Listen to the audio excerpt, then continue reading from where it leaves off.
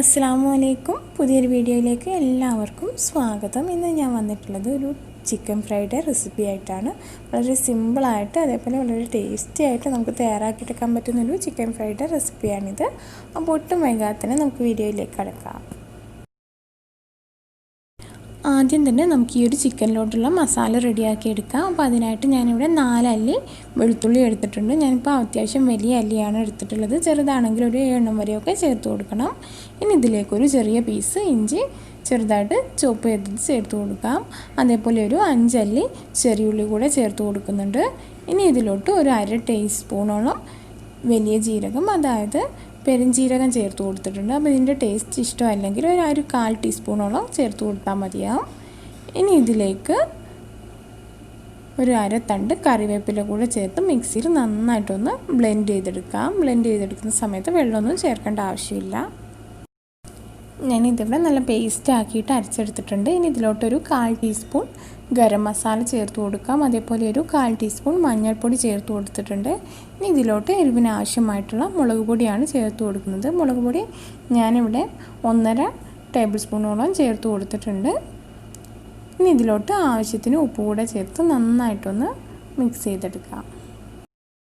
Mix ചെയ്തെടുക്കുന്ന സമയത്ത് ഒരു ടേബിൾ സ്പൂണോളം ലെമൺ ജ്യൂസ് കൂടെ ചേർത്തിട്ട് വേണം മിക്സ് ചെയ്തെടുക്കാനായിട്ട്. അതിന് ശേഷം നമുക്കിത് നമ്മൾ റെഡിയാക്കി വെച്ച ചിക്കനിലോട്ട് ചേർത്ത് കൊടുക്കാം.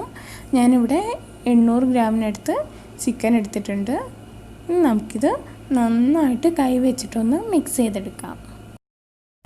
ഇനി ഇതിലേക്ക് ഒരു 3/4 ടേബിൾ സ്പൂൺ അളവിൽ മൈദപ്പൊടി ചേർത്ത് കൊടുക്കാം. അതേപോലെ ഒരു 3/4 ടേബിൾ സ്പൂൺ അളവ് തന്നെ അരിപ്പൊടി കൂടെ ചേർത്ത് കൊടുക്കുന്നുണ്ട്. അതായത് നമ്മൾ പത്തിരിയൊക്കെ ഉണ്ടാക്കാൻ എടുക്കുന്ന ആ ഒരു പൊടി തന്നെ ചേർത്തിട്ട് നന്നായിട്ട് കൈവച്ച് ഒന്നുകൂടെ മിക്സ് ചെയ്തെടുക്കാം. ഇനി നമുക്കിതൊന്ന് റെസ്റ്റ് ചെയ്യാനായിട്ട് വെക്കണം. അപ്പോൾ സമയമുണ്ടെങ്കിൽ 1 മണിക്കൂറൊക്കെ വെക്കുകയാണെങ്കിൽ നല്ലതാണ്. അപ്പോൾ ഒട്ടും സമയമില്ല എന്നുണ്ടെങ്കിൽ ഒരു 15 മിനിറ്റ് ഫ്രിഡ്ജിൽ വെച്ചതിന് ശേഷം നമുക്കിതൊന്ന് ഫ്രൈ ചെയ്തെടുക്കാം. ഞാനിവിടെ ഒരു 20 മിനിറ്റ് ഫ്രിഡ്ജിൽ വെച്ചതിന് ശേഷം ചിക്കൻ പുറത്തോട്ട് എടുത്തിട്ടുണ്ട്. ഇനി നമുക്കിത് ഫ്രൈ ചെയ്തെടുക്കാം. അപ്പോൾ അതിനായിട്ട് ഞാനിവിടെ ഒരു പാനിലോട്ട് ഓയിൽ ഒഴിച്ച് കൊടുത്തിട്ടുണ്ട്. അപ്പോൾ കുഴിയുള്ള പാത്രമൊക്കെ ആണെങ്കിൽ ഇത്രയും തന്നെ ഓയിൽ ഒഴിച്ച് കൊടുക്കേണ്ടി വരില്ല. അതേപോലെ ചിക്കൻ ഫ്രൈ ചെയ്തെടുക്കുന്ന സമയത്ത് ചിലപ്പോൾ അത് പൊട്ടിത്തെറിക്കുകയൊക്കെ ചെയ്യും.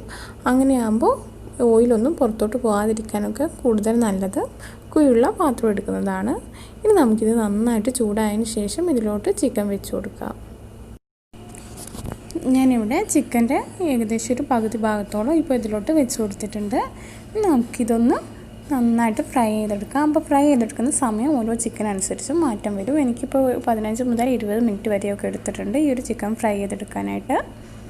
അപ്പോൾ നമ്മുടെ ചിക്കൻ്റെ ഒരു ഭാഗം അത്യാവശ്യം വെന്ത് വന്നിട്ടുണ്ട്. നമുക്കിതൊന്ന് തിരിച്ചിട്ട് കൊടുക്കാം.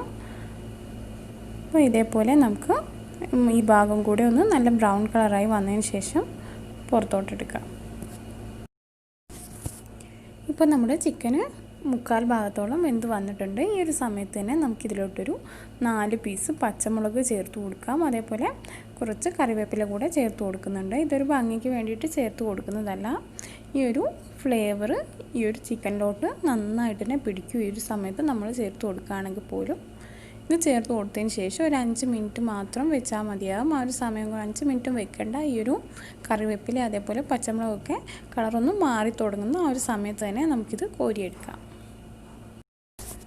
നമ്മുടെ ചിക്കനൊക്കെ ഇവിടെ റെഡിയായി വന്നിട്ടുണ്ട്. നമുക്കിത് പുറത്തോട്ടെടുക്കാം. അപ്പോൾ വളരെ ടേസ്റ്റി ആയിട്ടുള്ളൊരു ചിക്കൻ തന്നെയാണിത്. അപ്പോൾ തീർച്ചയായിട്ടും എല്ലാവരും ട്രൈ ചെയ്ത് നോക്കണം. അപ്പോൾ കൂടാതെ ഈ ഒരു വീഡിയോ നിങ്ങൾക്ക് ഇഷ്ടമാകുകയാണെങ്കിൽ തീർച്ചയായിട്ടും ലൈക്ക് ചെയ്തേക്കുക. അതേപോലെ ചാനൽ ഒന്ന് സബ്സ്ക്രൈബ് ചെയ്യാം. വീണ്ടും മറ്റൊരു റെസിപ്പി ആയിട്ട് നമുക്ക് കാണാം. താങ്ക്